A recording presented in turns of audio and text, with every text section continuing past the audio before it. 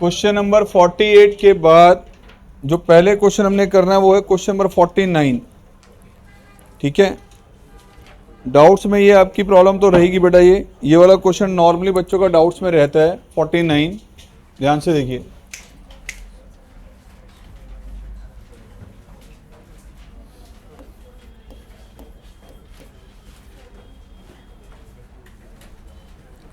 Zero to one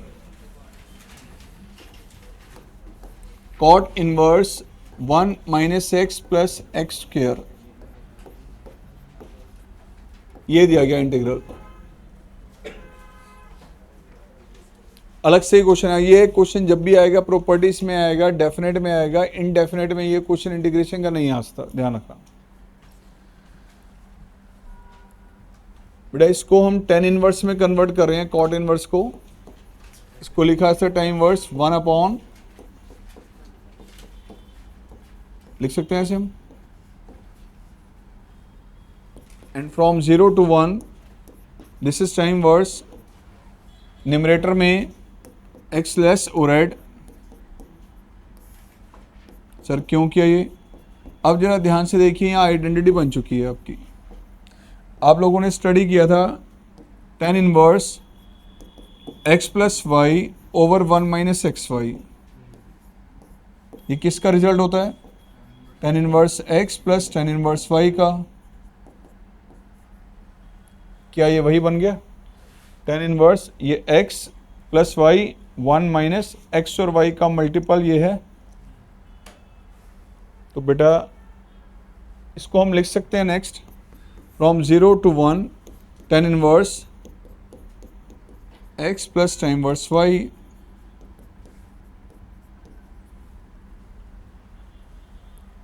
now this is from 0 to 1 tan inverse 1 minus x D x, plus में 0 to 1 tan inverse x and D x. दोनों का integral अलग अलग लिख लिया बेटा।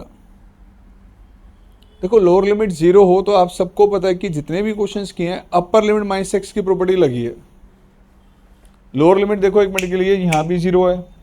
अगर मैं यहाँ पर x को अपर लिमिट माइनस एक्स से रिप्लेस कर दूं तो ये वाला जो फंक्शन है ये बदल के ये आ जाएगा। और अगर मैं इसमें ना लगाऊं, इसमें लगा दूं, तो ये वाला फंक्शन चेंज होके इसमें आ जाएगा। किसी एक में लगा दो, इधर इन दिस वन और दिस वन। मान लो मैंने इसमें अप्लाई किया अपर लिमिट माइनस एक्स की प्रॉपर्टी, तो बड़ा चेंज हो रहा है इसमें। देखिए कुछ ऐसे, from 0 to 1 tan inverse x को रिप्लेस किया आपने अपर लिमिट माइनस एक्स से, and 0 to 1 this is time verse. अब ध्यान से देखो, 1 से 1 कैंसिल आउट यहाँ, from 0 to 1 tan inverse x, plus में 0 to 1 टेन इनवर्स एक्स। ठीक है जी। नाउ ऐड कर दें इसे तो 2 times, from 0 to 1 tan inverse x. अब ये क्वेश्चन आप लोगों ने इनडेफिनेट में भी किया हुआ है। आईलेट बताता है कि इनवर्स या लॉग कभी अकेला आएगा तो मल्टीपल में 1 लेके बाय पार्ट्स लगाना है। तो एग्जैक्टली सेम मैनर से 0 to 1 tan inverse x into में 1 बाय पार्ट्स। बाय पार्ट्स के according first function same, second का इंटीग्रेशन, इंटीग्रेशन ऑफ फर्स्ट का डेरिवेटिव, सेकंड का इंटीग्रेशन, लिमिट्स लास्ट में लगाएंगे हम 0 to 1। अब क्या करेंगे, इसका डेरिवेटिव न्यूमरेटर बन जाएगा अगर 2 से मल्टीप्लाई डिवाइड कर दें हम। तो बच्चों ये आ गया twice of x tan inverse x minus 1/2 and this is 2x by 1 plus x square. 2 से किया मल्टीप्लाई डिवाइड, अब ये dt/t की फॉर्म बन गई। भाई इसका डेरिवेटिव है न्यूमरेटर में, ठीक है। तो इसको अगर हम आगे कंटिन्यू करें तो ये आ जाएगा इसका result 2 time this is x time verse x minus 1/2 log of from 0 to 1 upper limit 1 आपने बेटा अपर लिमिट में यूज किया तो ये आ गया tan inverse 1 -1/2, this is log of 2, minus lower limit, जब 0 अप्लाई किया लोअर लिमिट तो 0, half of log 1, time inverse 1 क्या होता है, -1/2 log 2, एंड log 1 की वैल्यू क्या होती है 0, 2 से मल्टीप्लाई किया तो यह बेटा π/2 minus log 2, this is your final answer. ठीक है, क्वेश्चन इंपॉर्टेंट है, ध्यान से सारे बच्चे देख लो बेटा।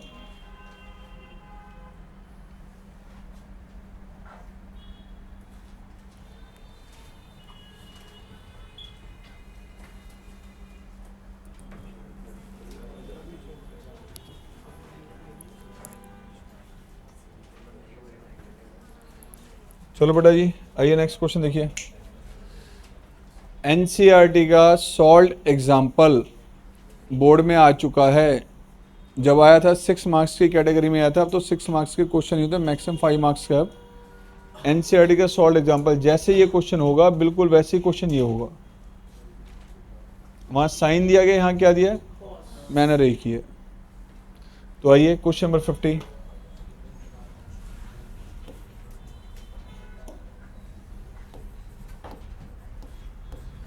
-1 से लेके 3/2 मॉड में x साइन πx।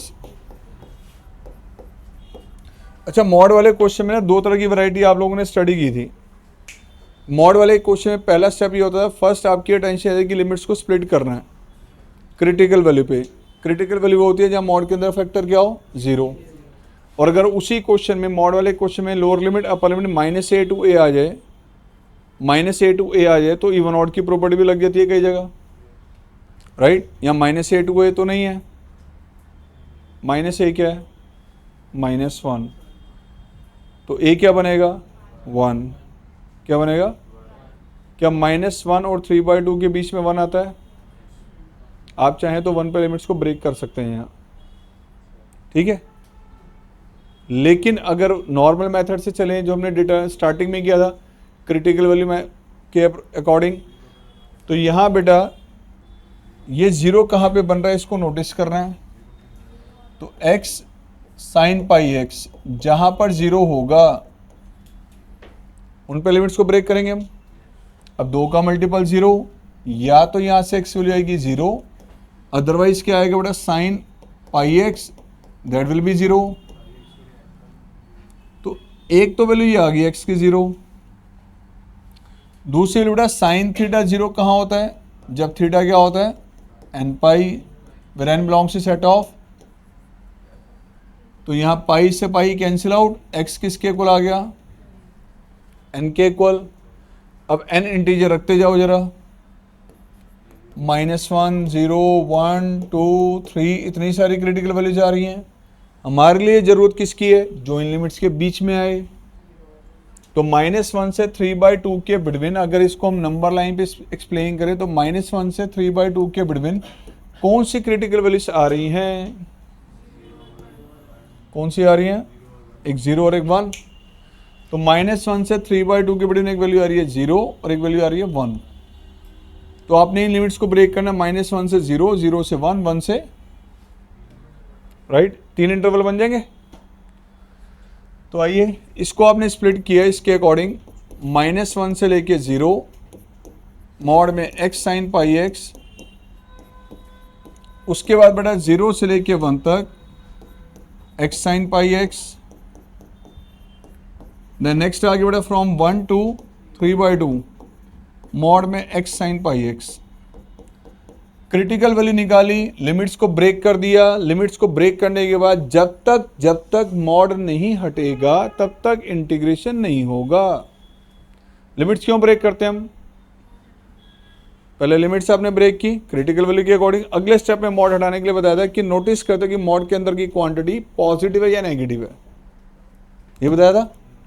आओ जरा फर्स्ट केस में आओ, ये पॉजिटिव होगा या नेगेटिव होगा, कैसे नोटिस करेंगे हम, ऐसे नोटिस करेंगे कि इन दो वैल्यूज की, इन दो का जो मल्टीपल है ये पॉजिटिव आ रहा है नेगेटिव आ रहा है। यार x तो दिख ही रहा है, -1 से 0 के बीच में है, मतलब नेगेटिव है। साइन थीटा पॉजिटिव होगा या नेगेटिव होगा डिपेंड इस पे करता है कि उसका एंगल कौन से क्वाड्रेंट में है, राइट। एंगल क्या है यहाँ, एंगल क्या है, तो नोट ना करें प्लीज, थोड़ा ध्यान से देखें, ठीक है। एक्स की वैल्यू तो बेटा यहाँ पर है -1 से 0 के बिटवीन, मतलब कि नेगेटिव है। साइन थीटा के लिए ये थीटा चेक करना है कि पाई एक्स की लिमिट्स क्या है, तो पाई से मल्टीप्लाई कर दो यार, पाई से मल्टीप्लाई किया तो पाई एक्स जो एंगल है वो -180 से 0 के बीच में आ रहा है। आप सबको पता है कि पॉजिटिव एंगल इस डायरेक्शन में चलते हैं एंटी क्लॉकवाइज, नेगेटिव एंगल्स होते हैं वो चलते हैं बेटा रिवर्स इस डायरेक्शन में क्लॉकवाइज। ये नेगेटिव एंगल्स की डायरेक्शन होती है, ये 11th में बच्चों को ट्रिगो में समझाया जाता है। अब जो ये एंगल है पाई एक्स, वो 0 से कहाँ तक जा रहा है, -180, तो 0 से स्टार्ट होके कहाँ तक, ये आ गया -180 यहाँ तक। कौन कौन से क्वाड्रेंट है, थर्ड और फोर्थ, कौन कौन से, सर ये क्यों बना रहे, ये क्यों नहीं बना रहे भाई, एंगल आप देखो ना नेगेटिव है, -पाई से कहाँ तक है 0, नेगेटिव है या नहीं है, इसलिए नेगेटिव डायरेक्शन ली जा रही है। ओके, कौन कौन सा क्वाड्रेंट है, थर्ड और फोर्थ। थर्ड और फोर्थ दोनों में साइन क्या होगा, साइन की वैल्यू नेगेटिव, एक्स की वैल्यू भी नेगेटिव है, -1 से 0 के बिटवीन है, ये भी नेगेटिव है ये भी नेगेटिव, तो मल्टीपल क्या आएगा, मल्टीपल क्या है, पॉजिटिव। दैट्स वाई मॉड की जरूरत नहीं है। तो इस स्टेप में हम क्या करेंगे, यहाँ पे आपने हटा दिया यहाँ से मॉड, यहाँ से मॉड रिमूव किया तो रिजल्ट आ गया इसका -1 to 0। ठीक है बेटा, अब आओ इस वाले इंटरवल को स्टडी करें। इस वाले इंटरवल को स्टडी किया, x की वैल्यू कहाँ से कहाँ तक है, x की वैल्यू है 0 से 1 के बिटवीन, पॉजिटिव या नेगेटिव। अब थीटा चेक करना, ये पाई एक्स के लिमिट्स में है इसलिए पाई से मल्टीप्लाई किया, फर्स्ट टू सेकंड क्वाड्रेंट, वहां भी sine positive, sine positive x भी पॉजिटिव, तो मल्टीपल क्या आएगा, एक्स पॉजिटिव है, यस, साइन थीटा पॉजिटिव, तो मॉड की जरूरत नहीं है, मॉड यहां भी हटाओ।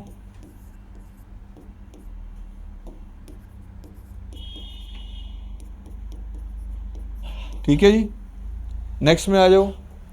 एक्स की वैल्यू 1 से लेके कहां तक, पॉजिटिव या नेगेटिव, साइन थीटा के लिए पाई से मल्टीप्लाई किया, पाई से मल्टीप्लाई किया। अब बताओ ये एंगल जो पाई एक्स है 180 से 270 के बीच में,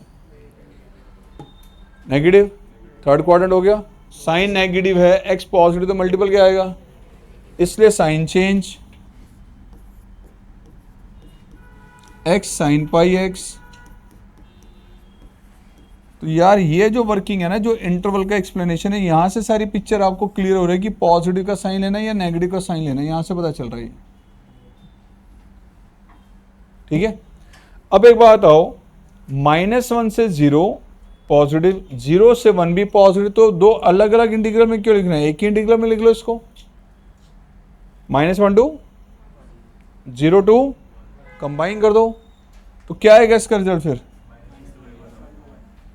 तो ये आपका रिजल्ट आ जाएगा यहाँ पे बेटा, this is -1 to 1 x sine, उसी तरह से 1 से लेके 3/2, this is x sine pi x. Mod हट चुका है, क्रिटिकल वैल्यू के अकॉर्डिंग प्लस माइनस लगा दिया हमने। अब क्या करेंगे, बाय पार्ट्स, 2 का मल्टीपल, बाय पार्ट्स 2 का मल्टीपल है, और बाय पार्ट लगाएं। फर्स्ट फंक्शन सेम, सेकंड का इंटीग्रेशन लिया बेटा, माइनस इंटीग्रल ऑफ फर्स्ट का डेरिवेटिव, सेकंड का इंटीग्रेशन।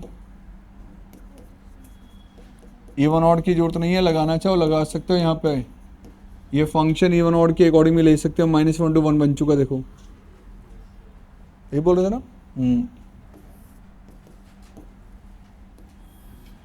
ठीक है, आगे इसमें फिर बाय पार्ट्स, क्या आएगा result? First function same, second का integration minus integral of first का डेरिवेटिव सेकंड का इंटीग्रेशन, लिमिट्स क्या थी? 1 से लेके 3/2। तो यार इसका result minus x cos pi x by pi, ये माइनस का साइन आ जाएगा बाहर, प्लस उसका इंटीग्रेशन हो गया 1/π² sine pi x, same here minus cos pi x by pi plus 1/π² sine pi x, limits 1 से लेके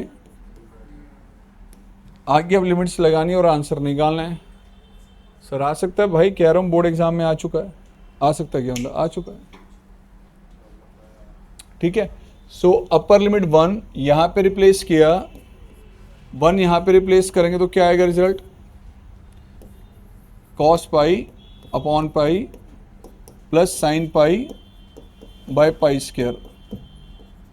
माइनस लोअर लिमिट लगाई बेटा, -1 जब यहाँ पे रखा, -1 रखा तो यह आ गया 1, this is cos of -π upon pi plus 1/π², -1 यहाँ रखा तो साइन ऑफ, ऐसे अपर लिमिट 3/2 यहाँ पे यूज किया तो minus cos 3π/2 by pi plus 1/π² sine of 3π/2, then minus lower limit minus cos pi by pi 1/π² and sine पाई।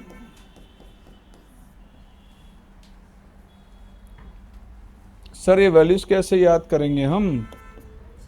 कुछ वैल्यूज तो यार याद होनी चाहिए आपको, सही बताऊं मैं आपको ट्रिगो की, ये तो याद होनी चाहिए। क्या वो क्या माइनस?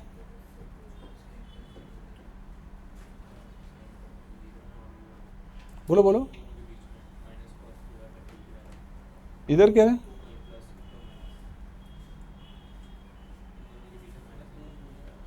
अच्छा यहाँ माइनस चल रहा था, ओके हाँ तो मैं ध्यान नहीं दिया, सॉरी बेटा, यहाँ माइनस है, बिल्कुल ठीक है। तो यहाँ माइनस का साइन आएगा, बिल्कुल ठीक है, ये माइनस का साइन, और यहाँ क्योंकि ऑलरेडी माइनस चल रहा था,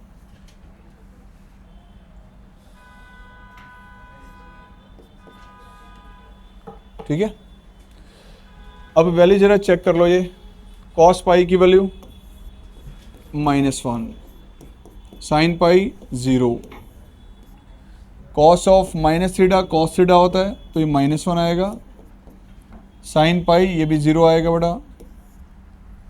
ऐसे यहाँ कॉस 3π/2 ये 0 होता है, sine 3π/2 and this is cos pi -1 होता है, साइन पाई 0।